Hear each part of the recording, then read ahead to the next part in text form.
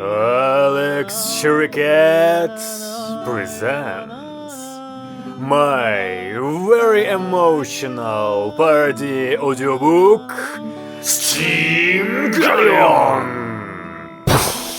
Our greatest characters. Саня Иванов, Marina Kalina, Римма Кагевич, Commander Ivanov, Raya Ayanova, Hanka Latranenko, Hani Katzman, Толя Сусухав. Roma Kazi. First season, episode 20.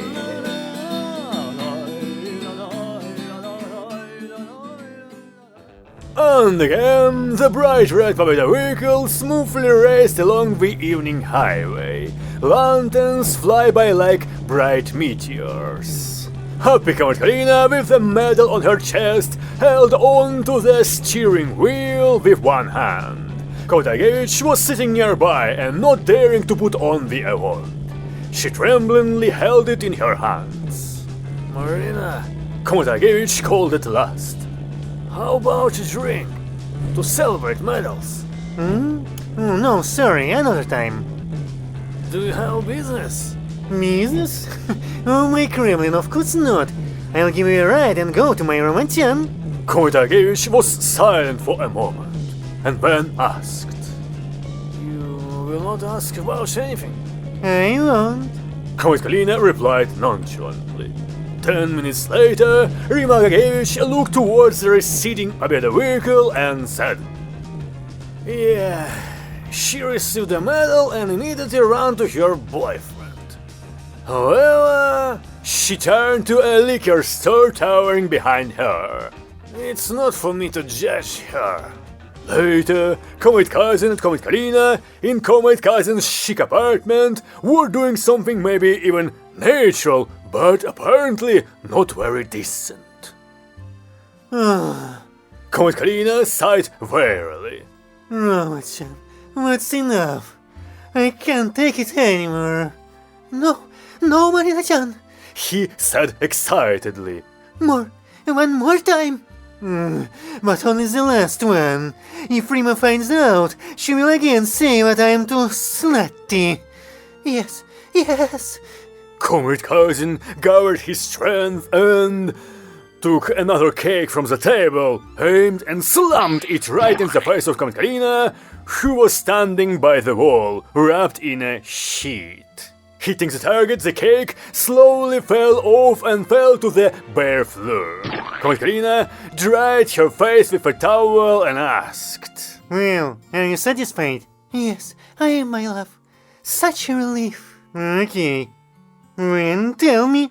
But you won't be able to understand it. Comet Kalina resolutely approached the table with cakes and threw one of them in Comet Cousin's face. He rubbed his eyes and asked, Marina-chan, can I have a towel too? Please, sir. He dried himself off. Then he asked a question. Do you know about isotopes, my honey? Is it some kind of chest protection? Understood. Do you know the word radioactivity? Roma-chan, if you are being too clever, there are still 3 cakes left on the table. I won't regret them for you. Okay. In short, there is such a thing inside the USSR what can get very hot on its own and work instead of the flame. But radiation dangerous to life and health emanates from it. Therefore, it cannot be used often. What?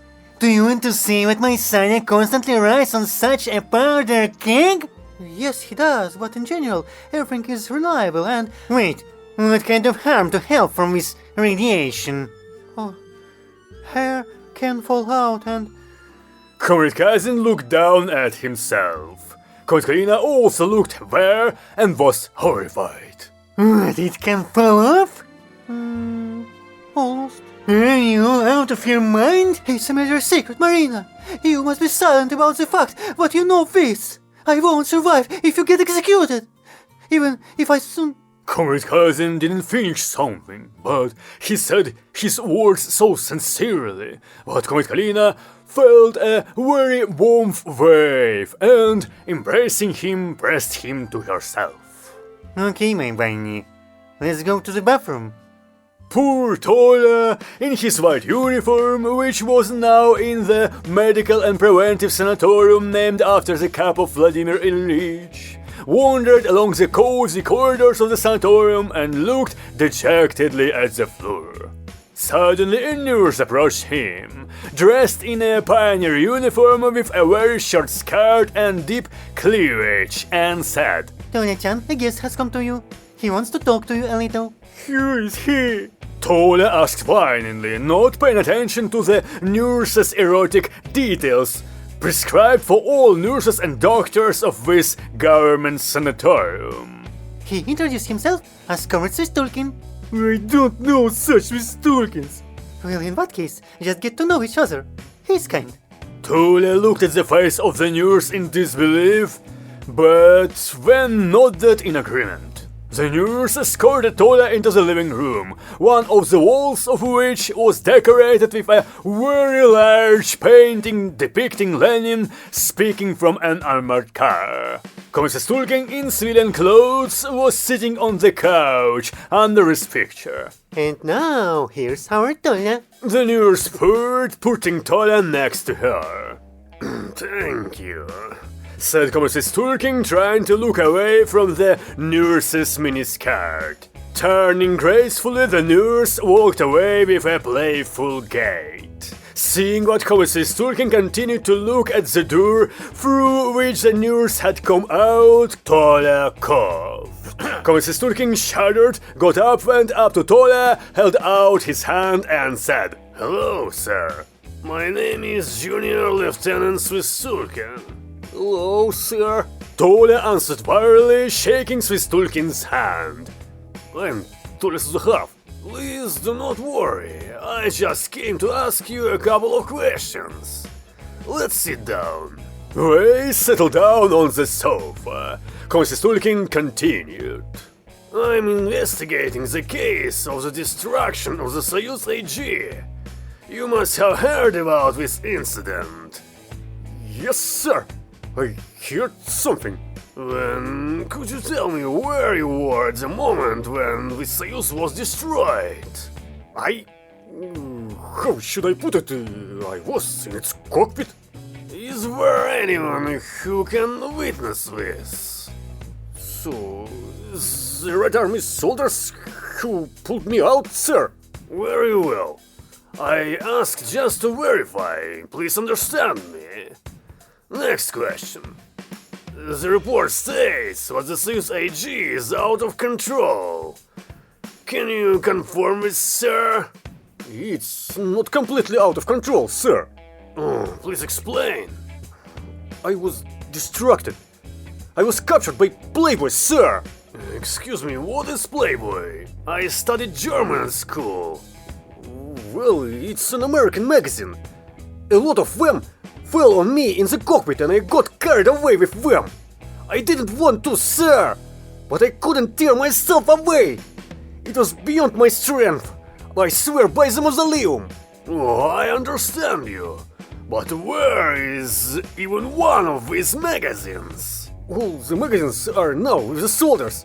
We grabbed everything. I didn't even have time to come to my senses." "What is so valuable in these capitalist magazines that we were grabbed so quickly?"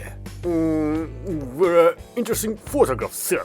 "And what is depicted in these photographs?"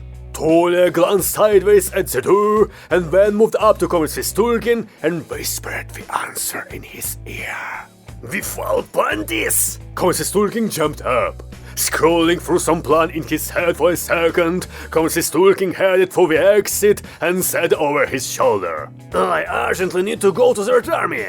Thank you, Comrade Tola. That's all." It was morning and sunrise. The multi-story building where Comrade Kazin lived was bathed in the gentle rays of the sun. The coolness of late autumn was invigorating. Comrade Kazin in slippers and Comrade Kalina were standing at the entrance, warmly saying goodbye to each other after experiencing voluptuous and slightly sticky processes. Marina-chan, I felt so good with you. Comrade Cousin said and adjusted the flap on her right breast pocket. I serve the Soviet Union. She smiled, turning slightly from side to side, so that the medal gleamed. Well, go. You'll be late for work. I won't be late, my bunny. Comrade Karina kissed Comrade Cousin on the cheek. Well, when I went. Yes, yes. He nodded with some hidden sadness in his eyes. Comrade Karina opened the door of her vehicle, sat behind the wheel and blew a kiss. Comrade Cousin waved his handkerchief. The engine fired right up and the vehicle sped off into the distance. Comrade Cousin looked after the vehicle and said sadly, But that was probably our last date, my love. Then he looked at the blue sky, which today seemed to him incredibly dear and beautiful.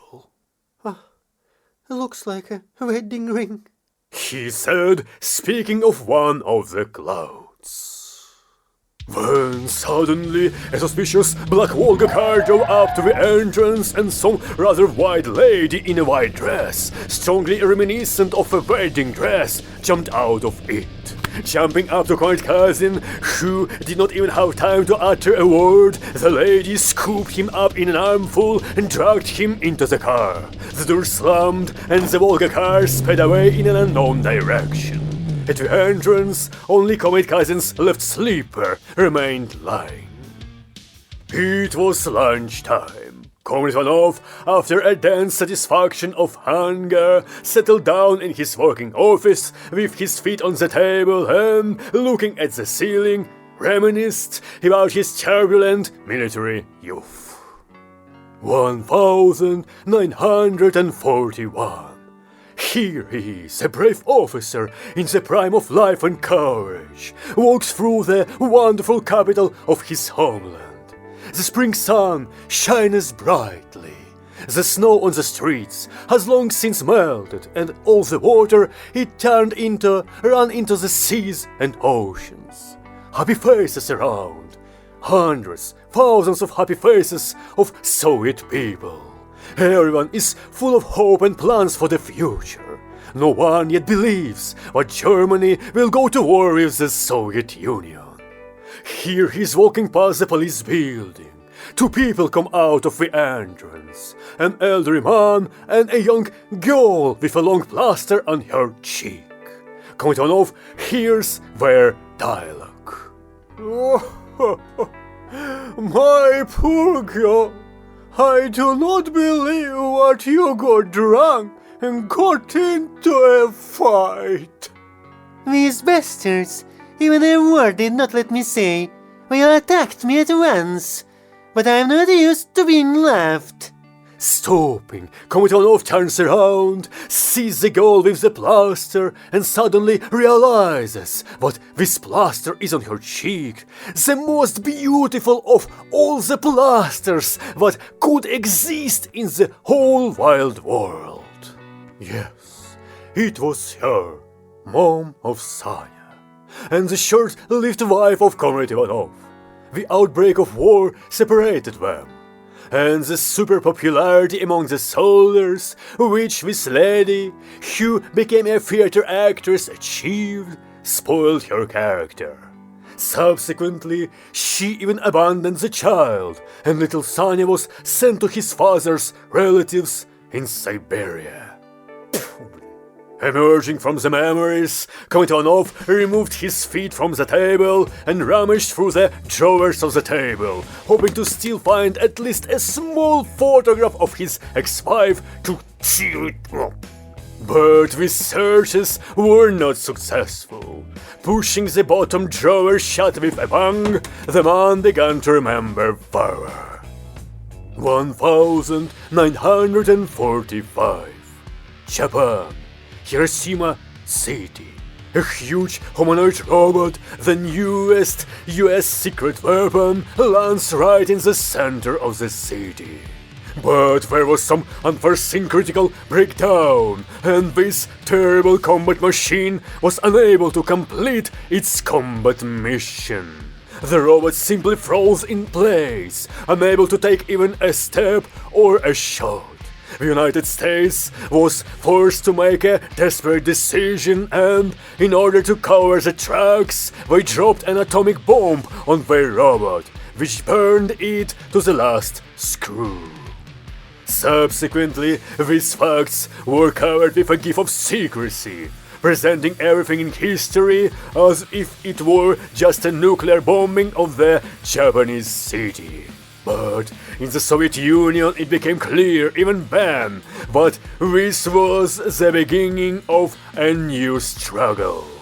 Having learned about the latest type of weapons from brief and abrupt intelligence reports, the Kremlin immediately ordered all design bureaus to begin their own developments in these areas. And Perva, Komitonov, wanted to remember something else interesting, but suddenly the phone rang. Hello, Commander Ivanov speaking. What?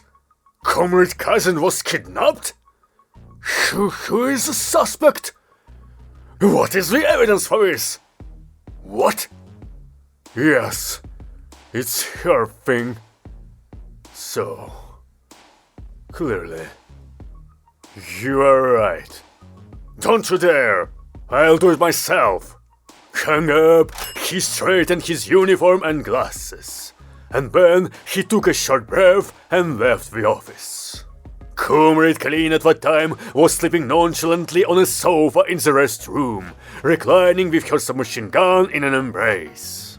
Seeing this tender picture, Komitonov even stopped and sighed. And then, once again he gathered his courage and said, Comrade Karina. She opened one eye and asked, Is lunch over? No, it's not over yet. But I have bad news for you. She settled herself comfortably and closed her eyes again and said, Bad news? Maybe after lunch then. No, I'm afraid we need it now. Comrade Kalina grimaced and sat up, raising both eyelids. Well, what's the news? Comrade Karina, Comrade Cousin was kidnapped. She immediately threw off all the remnants of drowsiness. What? How is he kidnapped? How? It's not known. But it happened this morning.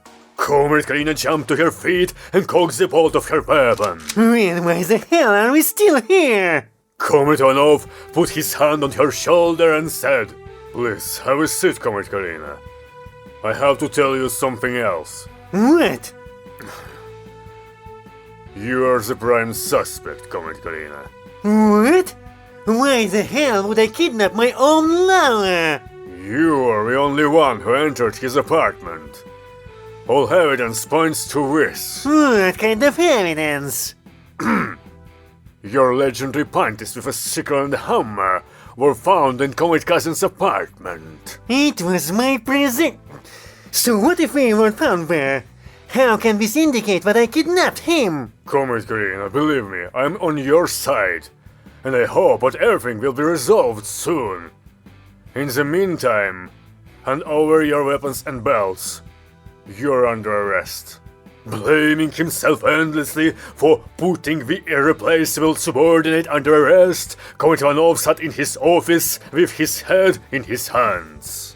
He remembered one tragic incident when, during the construction of Vendergrunker, he brought one of his girlfriends to the workshop where the CSAA was assembled, the details of which came from different parts of the Soviet Union. The 60-year-old chief engineer then looked up from buying some kind of radio tube unit and looking at the young girl from head to toe said displeasedly, Comrade Ivanov, is this a park for lovers or what? Calm down, Comrade Petrov. I want to show her how wonderful the future can be. The chief engineer, he was reputed to never communicate with women, answered only with a grin and continued to do his job. Comrade Ivanov led his girlfriend to one of some offices and asked her to close her eyes, when he brought the girl into a room and allowed to watch. Raising her eyelids, the girl stared in surprise at a huge photograph on the wall of the completely empty room.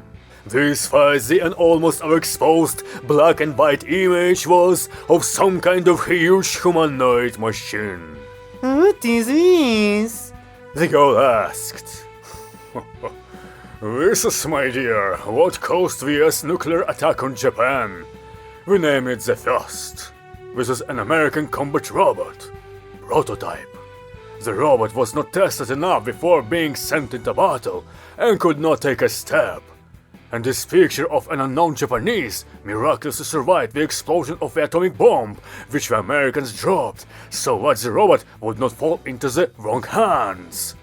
For us, it's like a source of inspiration. A little later, when Comet Petrov finished unsoldering the parts, he satisfactorily put down the soldering iron and suddenly saw that Comet Ivanov's girlfriend was standing nearby and looking at him.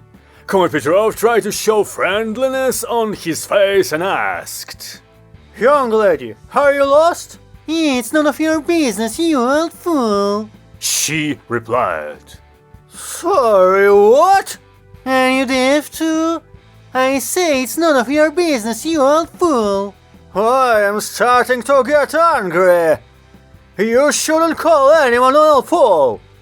I will complain about you to Comrade Ivanov. He won't do anything to me. He called you out himself. He said he was sick of the old fool. Old fool is useless.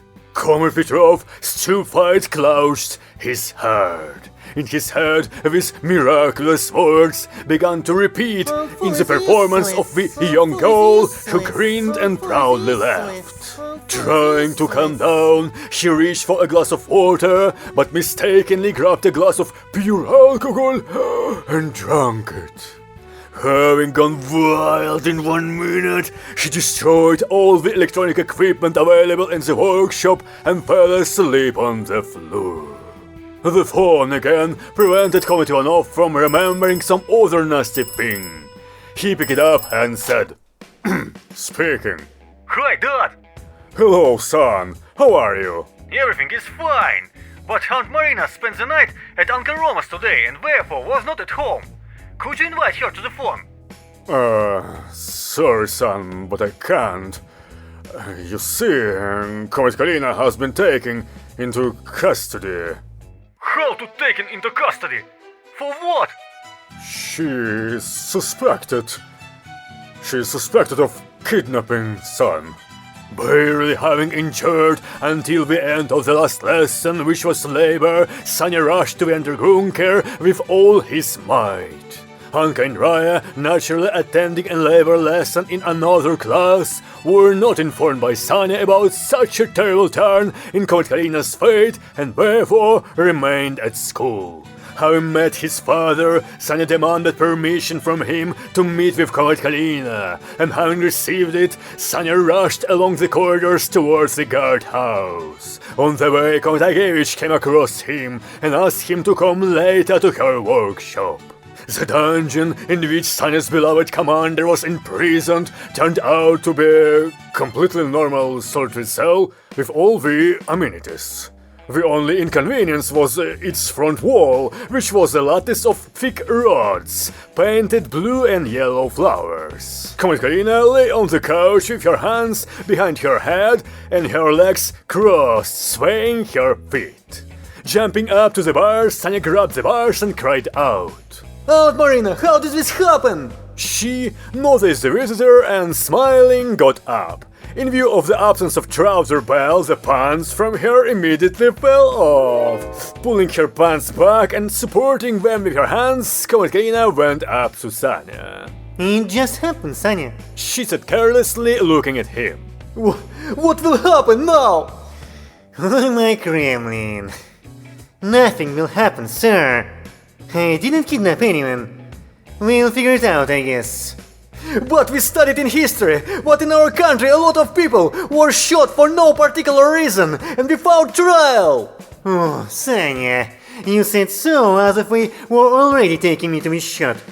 And by the way, about history, How are you all doing in the study of the history of the Communist Party? What kind of history of the party can there be now, Aunt Marina? What happened in particular? Don't worry about me like that, my dear. We only need to worry about only my room at 10.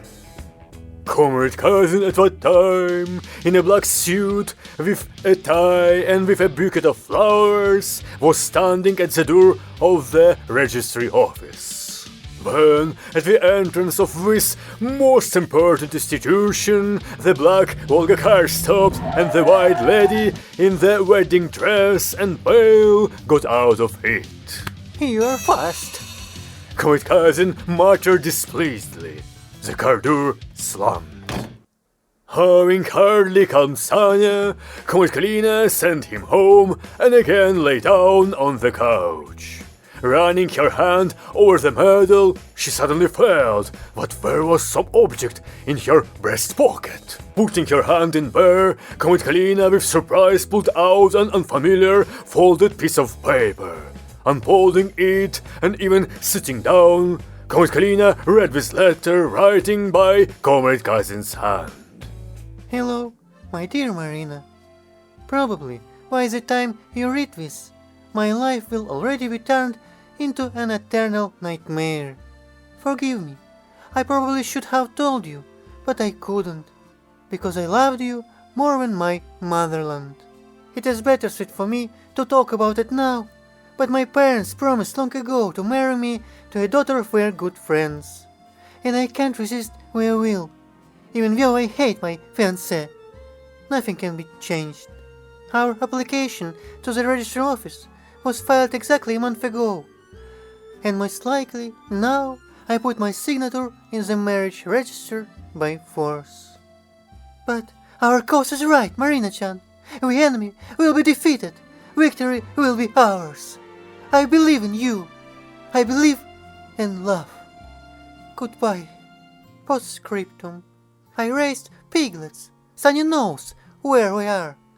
I would be grateful if you would not slaughter them right away, but let them grow a little more. Having finished reading, Comrade Kalina dropped the letter and whispered. What the fool you are, oh my jam. Thinking at first to use this document for her release, Comrade Kalina suddenly felt that she did not want to see anyone and wanted to be alone. Deciding that there was no better place than a solitary cell for this, she picked up the letter from the floor and put it in her pocket, calmly lay down on the couch. Meanwhile, Sanya was in the workshop of Comrade Agevich and was sitting inside some kind of gizmo that looked like the cockpit of the Soyuz AB. Comrade Agevich fiddled around, plugging in some wires and flicking connectors. Aunt Rima, Sanya called. Will everything be fine with Aunt Marina? Oh yes, of course, sir. Nothing bad can happen to her now. She's so courageous. Yes, she's like what? Aunt Rima, I suddenly thought, but I know nothing about Aunt Marina. Why is all the information about her classified? Comrade Agevich put aside the wires she was about to connect and, looking at Sanya, answered. Because our Marina has a difficult fate, Sanya. Perhaps now I can't tell you. A difficult fate? Yes, sir. I can probably start with the fact that during the Second World War, she fought in a partisan squad. What? Aunt Marina was a partisan? She was. Most of the partisan squads of USSR were empty shells, but the one in which Aunt Marina served really saw terror in the ranks of the enemy. Aunt Marina was a very dangerous partisan for them.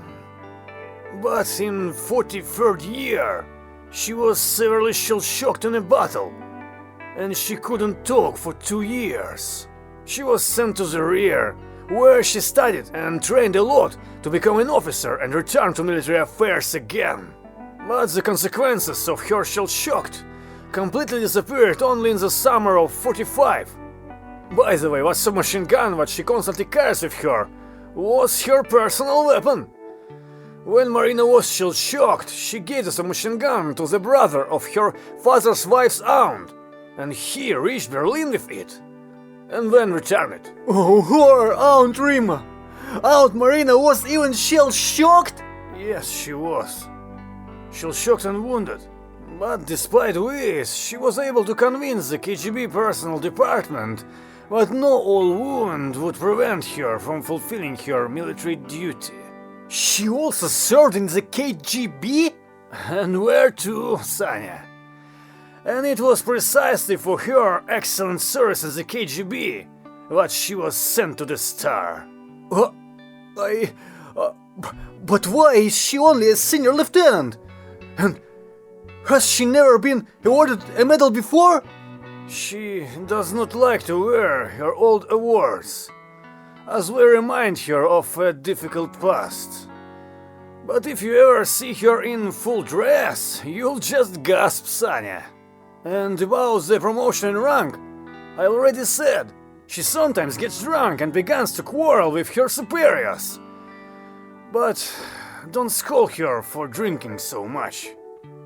She still cannot forget how she was captured by Nazis. Was captured by Nazis? Yes, Sanya. In 41. She was in Nazi captivity until the partisans liberated her and accepted her into their squad. Sonia just lost all the words completely. Komitagevich smiled condescendingly at him and stroking his head, said, "Don't look at the fact that Marina is so funny now. This is the result of her insanely hard work on herself." Sonia swallowed and somehow managed to ask, Aunt Rima, why did you tell me about it? She looked somewhere to the side and said, "Because the end is coming soon." Late evening came. Komitkalina heard approaching footsteps and turned her head in displeasure. Komitvanov approached her cell, carrying the submachine gun and the belts. Unlocking the door, he spoke. "Komitkalina, you're free. The true criminal has been found. I have just been informed. I offer you my deepest apologies on behalf of the Star and hope for your understanding." Komitkalina sat up, slowly looked up at Komitvanov and asked frowningly, "Who is she, sir? Who?" "You will be informed, Komitkalina." "I'm back." Komitkalina said with a sigh, entering the apartment and sadly smiling at the cat that met her. Closing the door, she leaned her back against it, thinking sadly about something. Sanya came out of his room. His eyes were even sadder than Komitkalina's thoughts. "Aunt Marina," Sanya said with tears in his voice, blinking frequently and coming very close. "forgive me, please. You have experienced so much, and I treated you so badly." Barely able to say this, Sanya burst into tears, clinging to Komitkalina's chest. To be continued.